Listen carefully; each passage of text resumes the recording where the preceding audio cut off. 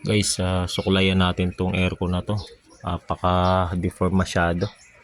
So kahit linisin natin to, kung ganyan naman yung condenser, parang marumi pa rin. So mahalagang hindi ito nadi-deform every time naglilinis tayo ng aircon. So hindi palibasa nag-DIY tayo, alam na natin ang maglinis ng aircon. Dapat alam din natin kung anong mga dapat nating iwasan. So unang-una yan, ma-deform yung mga fins. Kasi pag na-deform yan, nilinis mo and then deform, walang pinagkaiba yan sa madumi, ano? Makakabawas ng performance yan. Sa halip na naibubuga nung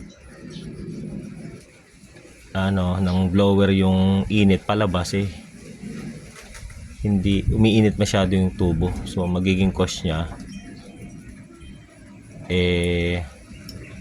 titigil ang compressor kasi mag-overheat. So mahalagang malaman nyo guys na pag nag-DIY or naglinis kayo ng aircon na wag ma-deform yan, ano. So ingatan nyo talaga yung mayupi. So kung gagamit man kayo ng mga kutsilyo, make sure na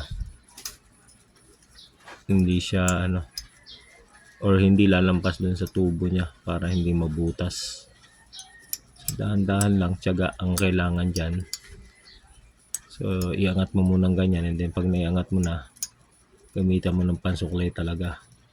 So may pansuklay naman talaga yan. Ito, diba? So yan ang dapat gawin. Pero kung ayaw mo maganyan, make sure na pag nag-DIY ka ng cleaning or nag-cleaning ka, iwasan mong ma-deform to.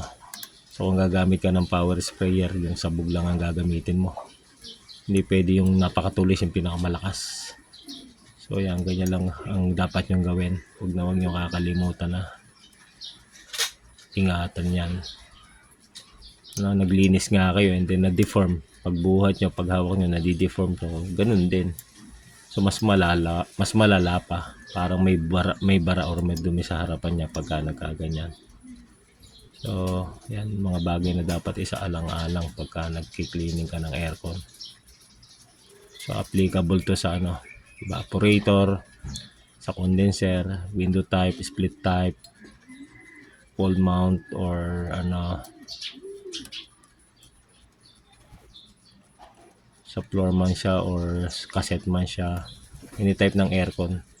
So kailangan maiingatan talaga to kasi nakakabawas ng ganda ng performance yan pagka yan, pag kagaya ng sabi ko, susuklayin din naman yan. Susuklayin mo lang yan, suklay.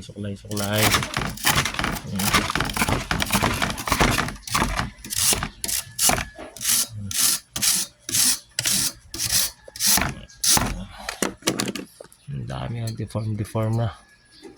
Hindi maingat yung naglilinis na to dati. Wala nang pakialam, basta kung tamaan. Dapat iniingatan talaga yan. Okay, so yan lang guys yung natin ngayon, tutorial. So pag naglinis at na-deform, to natin agad suklayin. Itong pankulay na to, wala pa itong 100, mga 50 pesos lang natabili ko dito. So yan, lilinisin natin to.